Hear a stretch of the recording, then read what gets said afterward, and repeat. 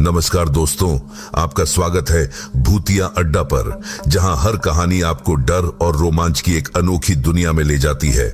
आज की कहानी आपको एक ऐसे रहस्यमयी जंगल में लेकर जाएगी जहां प्रकृति के बीच छुपे हैं प्राचीन रहस्य, खतरनाक सर्प और एक अद्भुत वन कन्या।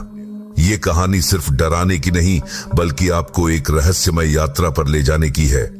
क्या होगा जब समय ठहर जाएगा और हमारे नायक को सामना करना पड़ेगा उस देवी समान स्त्री से जो अपनी धुन में प्रकृति और मानवता के बीच की कड़ी को जोड़ने आई है। क्या सचमुच यह मरणासन्न मंदिर एक अभिशाप से ग्रस्त है, या यह कहानी के भीतर छुपे गहरे राज का हिस्सा है? जानने के लिए देखिए पूरी कहानी। मैं आपका अपना हूं, भूतिया अड्डा परिवार का एक हिस्सा, और आज की इस दिल दहला देने वाली यात्रा के लिए तैयार हो जाइए। तो बैठ जाइए अपने दिल थाम कर, क्योंकि अब समय है अंधेरे की ओर बढ़ने का। कहानी को पूरा सुनिए और हमारे परिवार का हिस्सा बनने के लिए चैनल को सब्सक्राइब करना मत भूलिए। आइए डर और रहस्य की इस दुनिया में खो जाइए। जब भी लिखने बैठता हूं, मन भावुक होकर बहुत कुछ लिखने की चाहत करता है, लेकिन मेरी मर्दानगी और पश्चिमी शिक्षा से प्राप्त बुद्धि उसमें साथ नहीं देती। जंगलों और वन्य क्षेत्र में कई आधिभौतिक घटनाएं घटती हैं जो राजमहलों में बैठकर तो यह लगता है कि मैंने कुछ गलत देखा है। जब मैं अपने ब्रिटिश दोस्तों से यह कहता हूं तो वे हंसी में उड़ा देते हैं, लेकिन मेरा विश्वास है कि भारत के जंगलों में ऐसी अद्भुत और अविश्वसनीय घटनाएं भविष्य में कोई अन्य ब्रिटिश शिकारी खुद अनुभव करेगा, जिसके पास वन्य जीवन और जीव जंतुओं के स्वभाव को समझने की गहरी दृष्टि होगी। उस दिन शिकार का पहला दिन था। मन की बेचैनी और पास के तंबू से आती काउंट कार्पेनेट्टो की नासिका गर्जन के कारण मेरी आंखें अव्यस्त थी। संकोश नदी के किनारे के कैंप से पहाड़ी जंगल में जो अजीबोगरीब रोशनी का खेल मैंने रात में देखा, उसकी क्या व्याख्या दूं? पहाड़ की सतह पर ऐसी व्यवस्थित रोशनी का उत्पन्न होना संभव नहीं था। तो क्या यह भूत प्रेत अलौकिक था? स्थानीय शिकारी बल्ली की बात सही थी क्या? उसने कहा था प्रागज्योतिषपुर अर्थात वर्तमान गुवाहाटी के पश्चिम में स्थित माता शक्ति के मंदिर को अज्ञेय जादू तंत्र का स्थल माना जाता है, और वहां से यह तंत्र विद्या उत्तर पूर्व के विभिन्न स्थानों में फैल गई है। राजमाताओं से मैंने असम के बारे में कुछ कहानियां बचपन में सुनी थीं। मोहम्मद शाह की विशाल सेना और अश्वारोही जब कामरूप पर आक्रमण करने गए थे तो वे जादू के कारण गायब हो गए थे। बाद में महापराक्रमी मुगल सेनापतियों को भी अहोम राज्य पर आक्रमण करते वक्त काल जादू के प्रभाव से काफी मुश्किलों का सामना करना पड़ा था। बड़े होकर मैंने शरायघाट युद्ध में लचित बड़फूकन की वीरता के बारे में जाना। तब माताओं की गोदी में सुनाई गई वो नींद की कहानियां बच्चों जैसी लगने लगी थीं। लेकिन बड़े होकर मैंने शेक्सपियर भी पढ़ा। मेरे पसंदीदा पात्र हैमलेट ने कहा था, There are more things in heaven and earth, Horatio, than are dreamt of in your philosophy. Assam का जंगल सचमुच बड़ा रहस्यमय है। मैं पहले भी यहां आ चुका हूं, लेकिन इस बार जैसा दुख कभी नहीं हुआ था। ऐसा लग रहा था कि जंगल ने हमारे खिलाफ विद्रोह का ऐलान किया है। कदम कदम पर सांप, जोंक और कीचड़ के जाल, और सबसे बड़ा खतरा वह अप्रतिरोध्य पशु। इससे बड़े आकार के बाघ मेरी और मेरे डबल बैरल राइफल के निशाने पर आ चुके थे, लेकिन इस शार्दुल की गति, चालाकी, वीरता और खासकर इसके पीले रंग में एक कालेपन का मिश्रण इसे अद्वितीय बना देता है।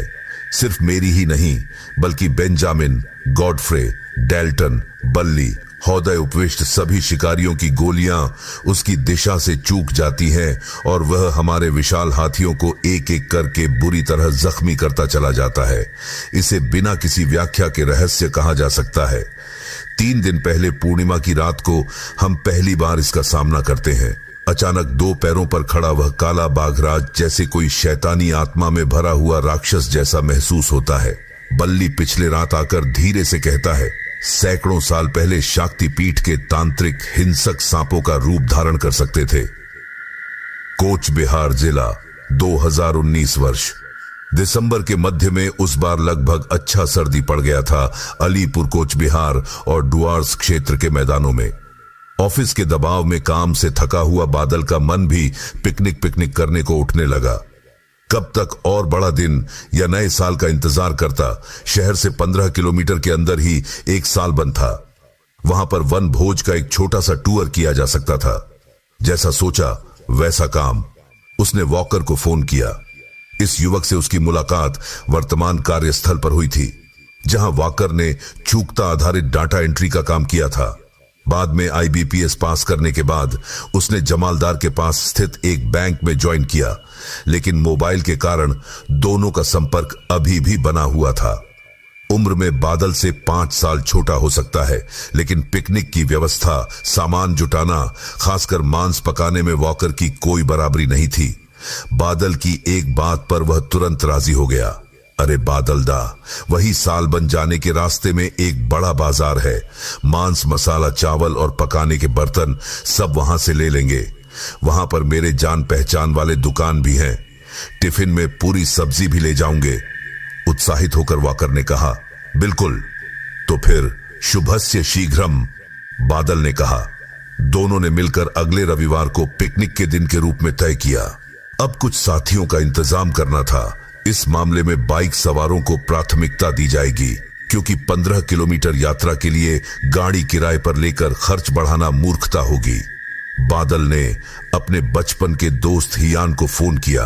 हियान एक प्रसिद्ध इस्पात कंपनी से कोलकाता से अलीपुर शाखा में स्थानांतरित हो गया था कुछ महीने पहले।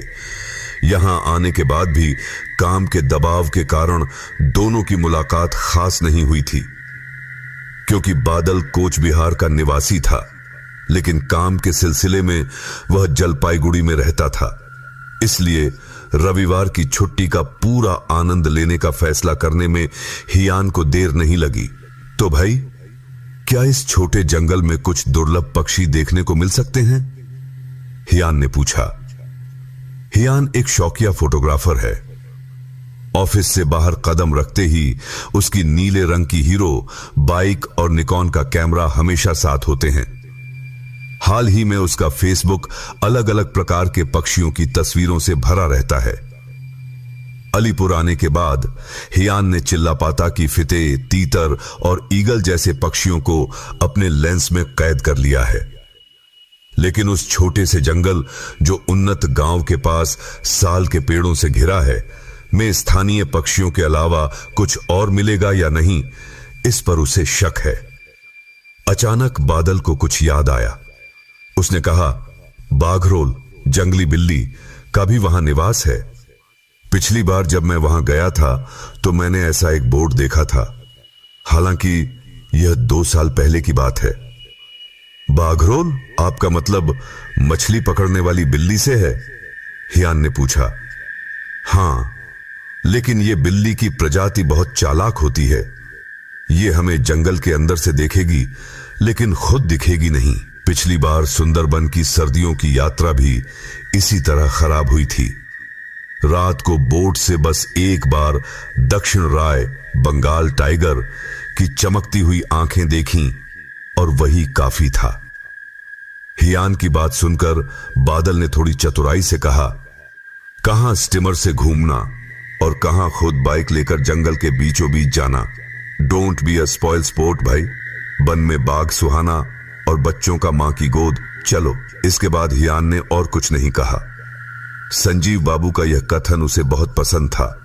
वह बोला, ठीक है, मैं तैयार हूं। मछली का अंडा खिला रहा है ना? बिल्कुल, बादल ने जवाब दिया। हालांकि उसे यह नया डिश जोड़ने का विचार पसंद नहीं आया। उसने कहा, वैसे मछली वाली चीज से बचना ही सही होता।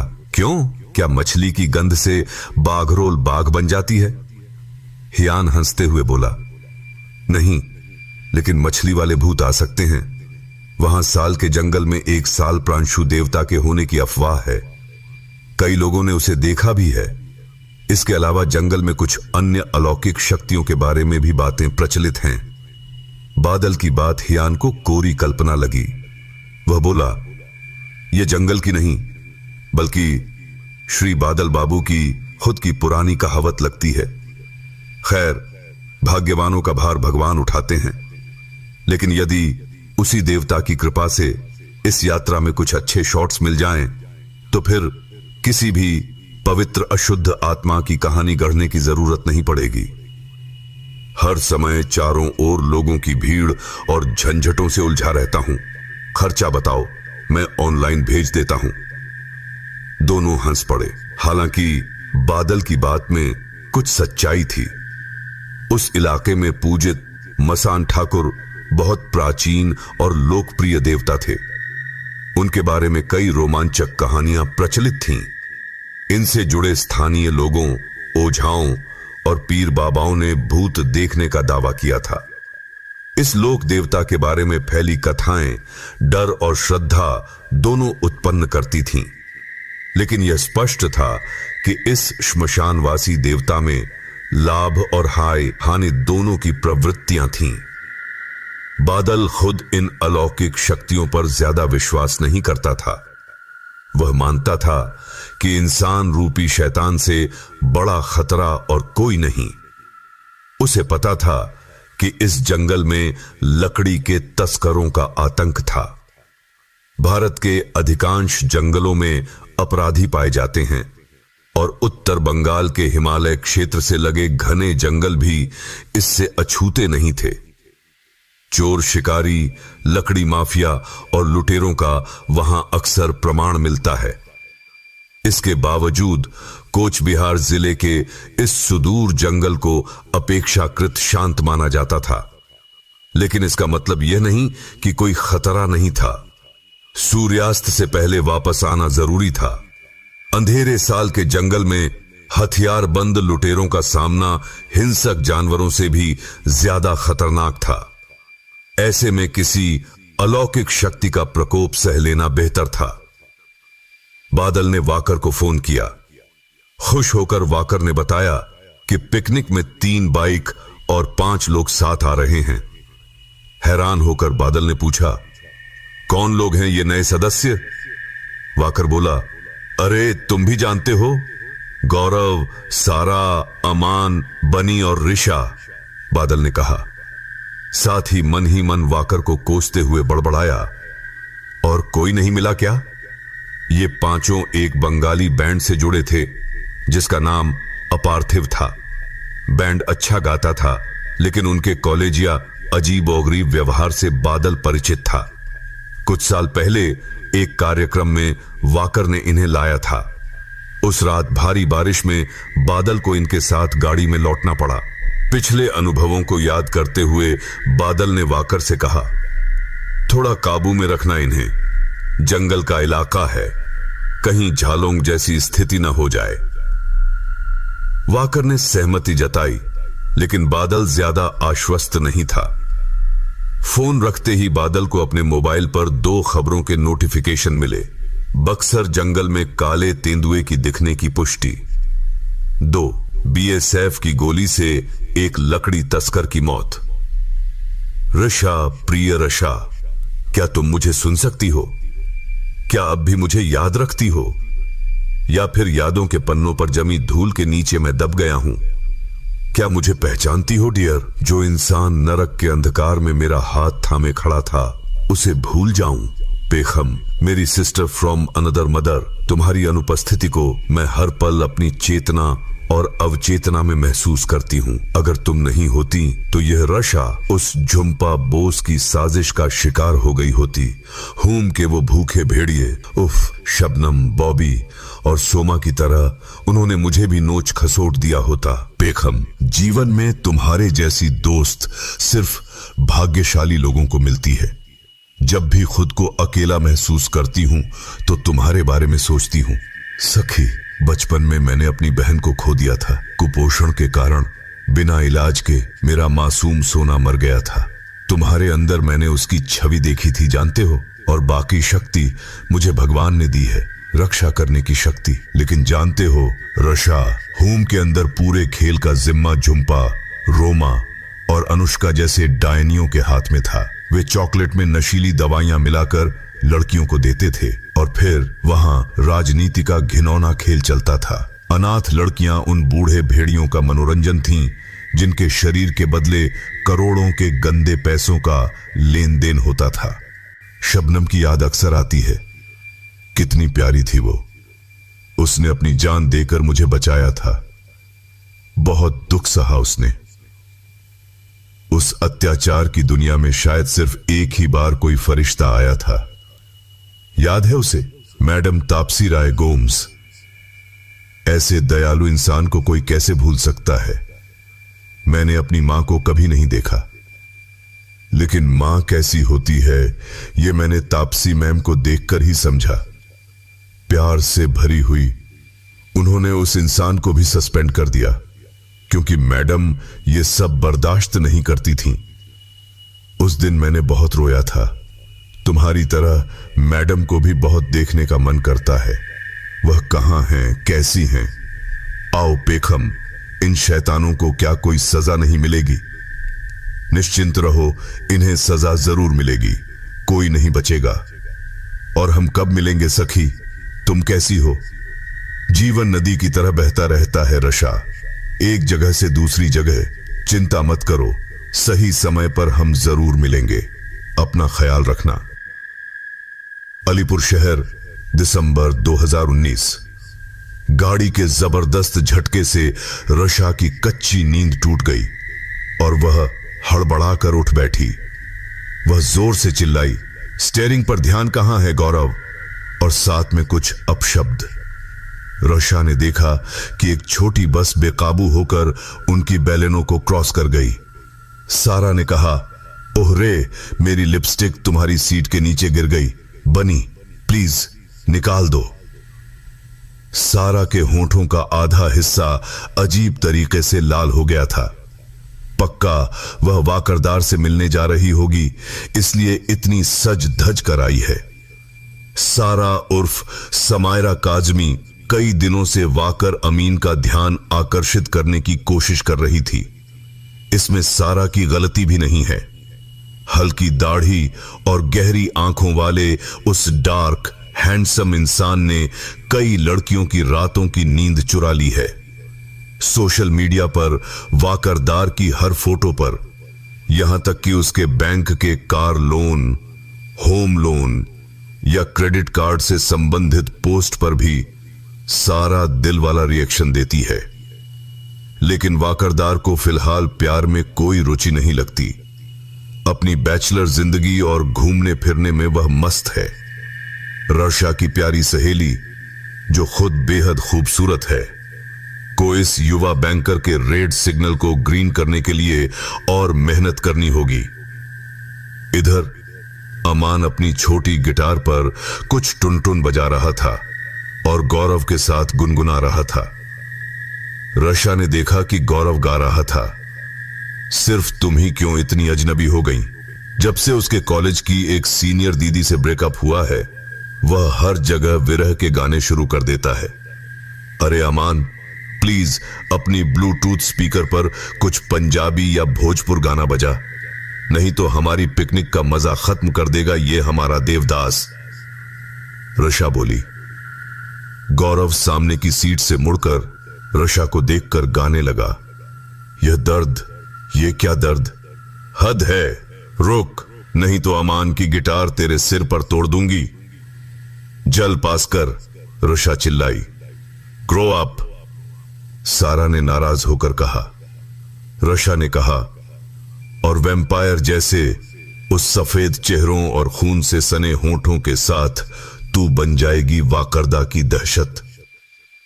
बोनी और अमन हंस पड़े रशा के साथ।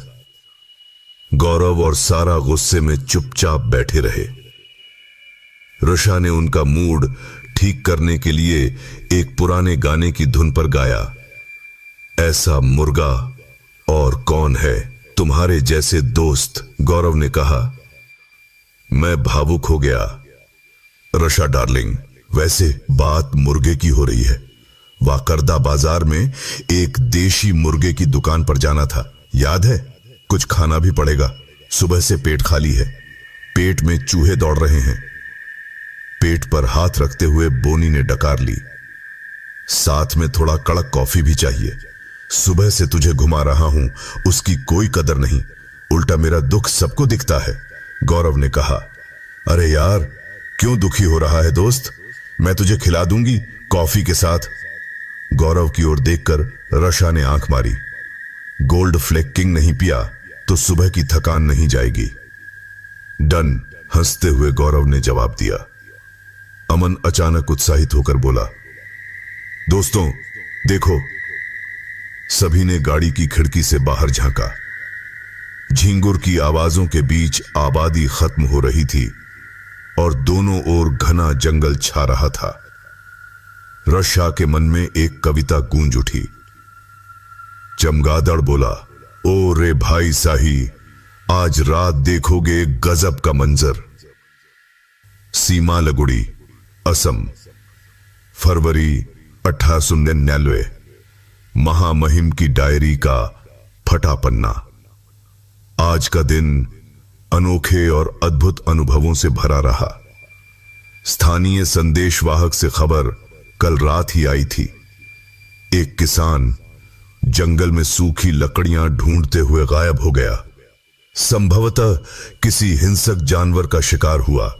न जाने क्यों मन में उस डरावने बाघ का ख्याल आया। गांव के भोले भाले लोग डरे हुए थे। थके हुए बेंजामिन पैदल चलने को तैयार नहीं थे। आलसी कारपेनितों का ध्यान सिर्फ आयरिश शराब की बोतलों पर था। जख्मी हाथियों को आराम देकर और नाश्ता कर हम उस बाघ को ढूंढने निकल पड़े। साथ थे गॉडफ्रे, डाल्टन और बल्ली। हमने नदी के किनारे चलना शुरू किया ताकि नरम मिट्टी में बाघ के पंजों के निशान मिल सकें। 1 घंटे की खोज के बाद हमें ताजा पंजे के निशान मिले जो जंगल की ओर जा रहे थे। सभी उत्साहित हो गए। बल्ली ने अपने लंबे दांव और कुल्हाड़ी से जंगल का रास्ता बनाना शुरू किया। हम सतर्क होकर बंदूकें थामे उसके पीछे चलने लगे। झाड़ियों में सूखे खून के निशान दिख रहे थे। निश्चित ही यह खून उस किसान का था। जंगल में गहराई तक जाने के बाद सख्त जमीन आ गई। पंजों के निशान और खून के धब्बे धुंधले होते गए। सभी हताश होकर लौटने लगे, लेकिन तभी कुछ चौंकाने वाला हुआ। वापसी के दौरान पंजों के सारे निशान और खून के धब्बे गायब हो गए थे। बल्ली का चेहरा देखकर लगा कि वह भी बेबस था। डाल्टन और गॉडफ्रे ने एक दूसरे को देखा। हम समझ गए कि हम जंगल के मायावी जाल में फंस चुके हैं। सूरज की रोशनी कमजोर हो रही थी। अचानक मैंने एक अजीब सी सुगंध महसूस की। बाकी लोगों ने कुछ नहीं महसूस किया। एक तीखी सीटी की आवाज सुनाई दी।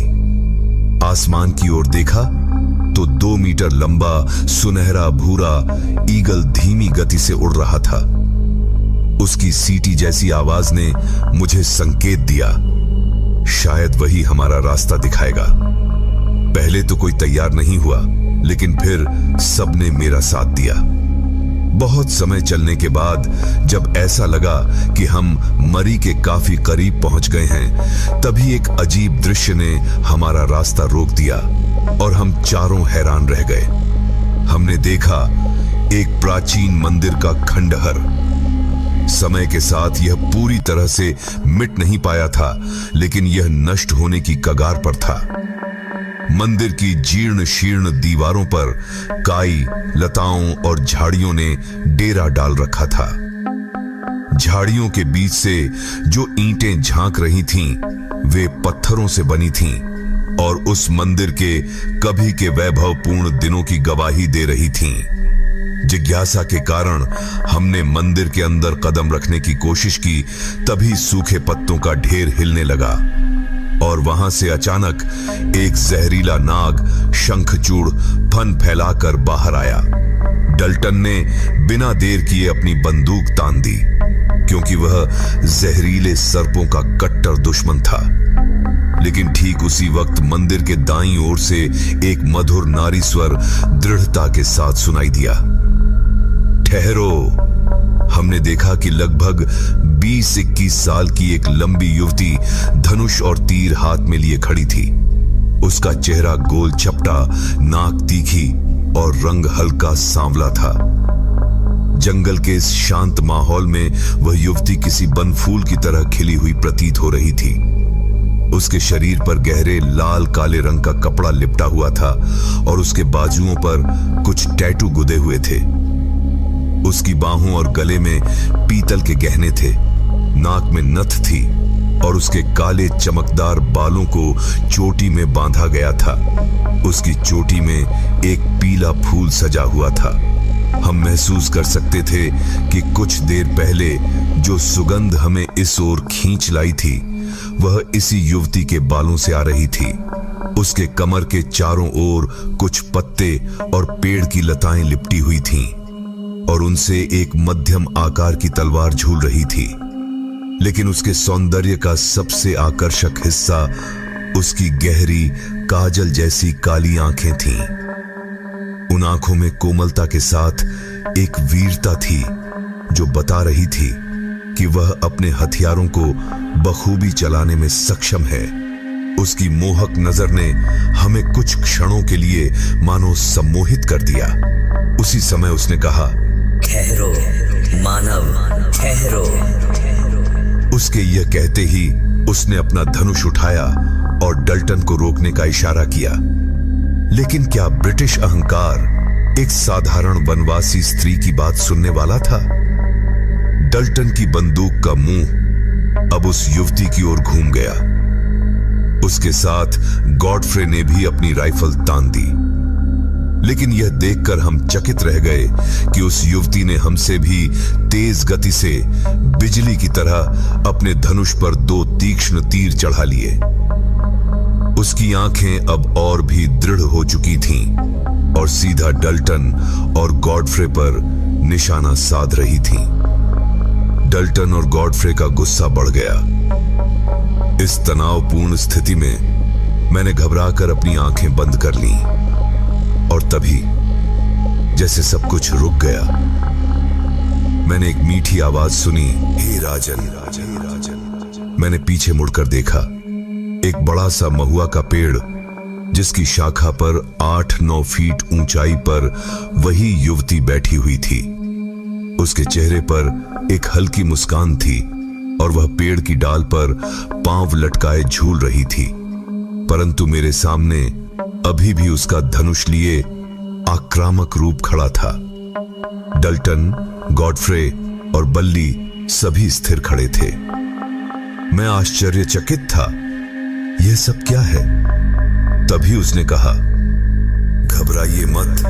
मैंने आपके साथ बात करने के लिए समय को कुछ क्षणों के लिए रोक दिया है।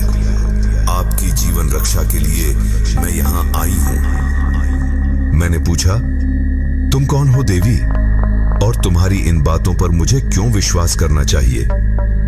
उसने कहा, मैं एक बंजारा किन्नरी हूं। मेरा नाम गौरी भंडानी है।